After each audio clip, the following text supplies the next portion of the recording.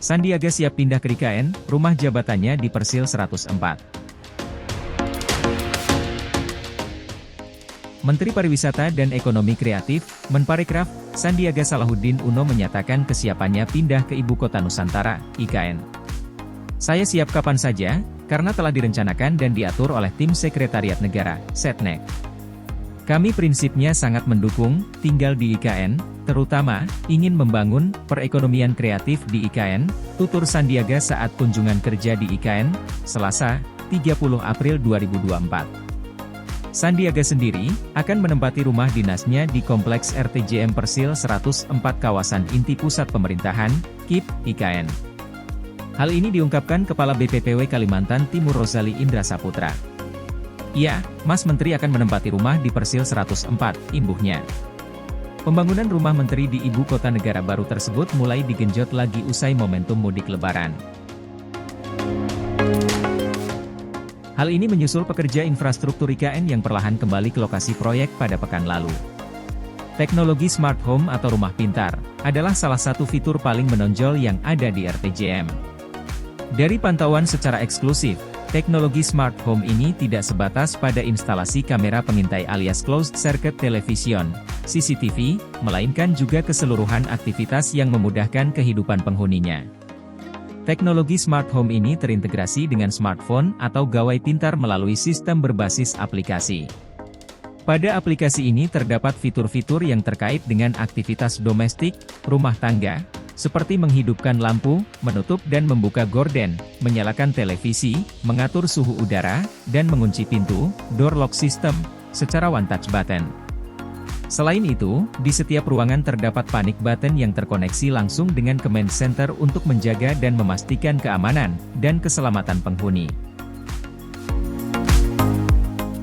RTJM dirancang dengan konsep yang mengusung langgam arsitektur modern tropis, dengan banyak bukaan dan cross ventilation. Dibangun sebanyak 36 unit. Per unit RTJM memiliki luas bangunan 720 meter persegi dan luas lahan 1.200 meter persegi.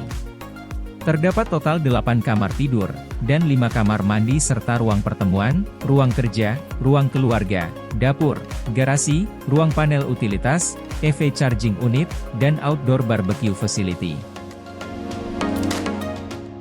Pembangunan RTJM didesain dapat merespons kondisi topografi berkontur. Terdiri dari 2 tipe rumah yang mengikuti kontur lahan, yaitu tipe upslope dan downslope. Untuk tipe downslope yang dibangun sebanyak 11 unit, diperuntukkan bagi hunian yang berada di lereng bukit sehingga elevasi belakang rumah lebih rendah daripada elevasi jalan. Selain mengikuti kontur lahan sehingga meminimalisasi cut and fill, RTJM dirancang untuk responsif terhadap iklim dan bencana.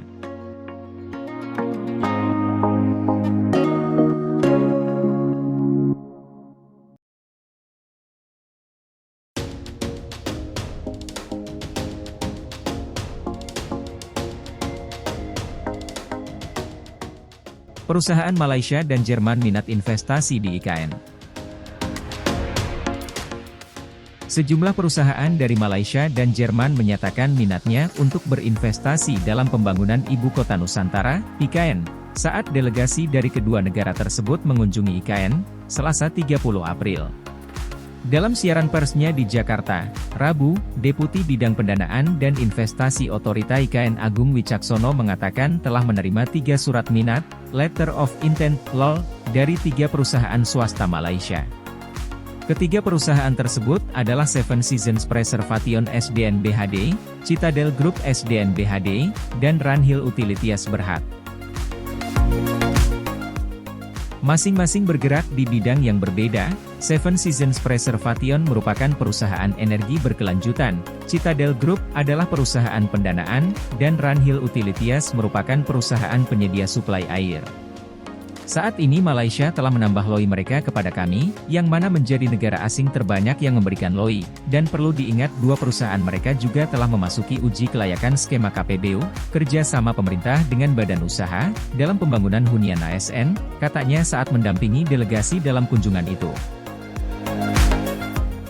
Ketua Malaysia Indonesia Business Council, Dato Tan Sri Nasir Razak, menyatakan bahwa keinginan untuk berinvestasi di Indonesia sangat besar. Ini dipengaruhi oleh posisi geografis IKN yang terletak di Pulau Kalimantan, yang juga berbatasan dengan Brunei Darussalam, sehingga berpotensi meningkatkan perekonomian di negara tersebut. Kami membawa 28 perwakilan perusahaan untuk melihat peluang bisnis yang ada di IKN. Selain itu, sudah ada 3 perusahaan yang telah menunjukkan ketertarikannya untuk berinvestasi di sini, kata Nasir.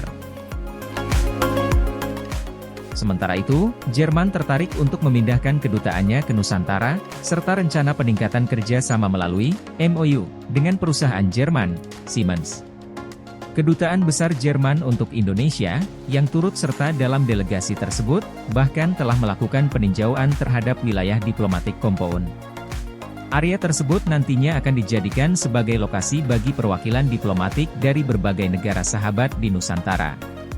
Perusahaan-perusahaan besar Jerman seperti Siemens dan Commerzbank beserta lembaga pembiayaan dari Jerman seperti KfW, GIZ, maupun kredit ekspor juga sangat tertarik dalam diskusi saat kunjungan, kata Agung.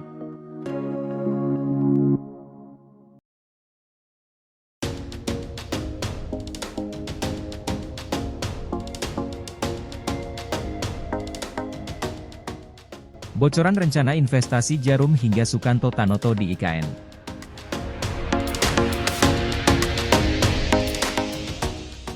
Sejumlah investor dalam negeri yang tidak tergabung dalam konsorsium Nusantara akan mulai mengucurkan investasinya di Ibu Kota Nusantara, IKN, pada tahun ini, seusainya penyelenggaraan Pilpres 2024.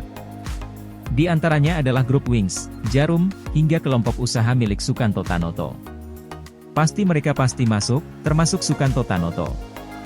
Tahun ini, yang saya dapat laporan tahun ini, kata Menteri Investasi, Kepala Badan Koordinasi Penanaman Modal, BKPM, Bahlil Lahadalia saat ditemui di kantornya, Jakarta, Senin, 29 April 2024. Bahlil mengatakan, investor dalam negeri itu memang saat ini tidak tergabung ke dalam konsorsium Nusantara, meskipun mereka kerap terlibat dalam pembahasan investasi di IKN. Ia pun kembali menekankan bahwa grup-grup itu sejak awal tak masuk daftar konsorsium Nusantara yang terdiri dari 10 perusahaan. Sebagai informasi, konsorsium Nusantara terdiri dari 10 investor yang dipimpin oleh Agung Sedayu Group. 10 investor tersebut antara lain, Agung Sedayu Group, Salim Group, Sinarmas, Pulau Intan, Adaro Group, Barito Pacific, Mulia Group, Astra Group, Kawan Lama Group, dan Alfamart Group. Memang Djarum sama Wings itu bukan bagian konsorsium, yang urus konsorsium saya kok, malah saya tanya siapa yang bilang Djarum sama Wings konsorsium, enggak. Mereka ikut dalam pembahasan tapi mereka bukan bagian dari konsorsium, tutur Bahlil.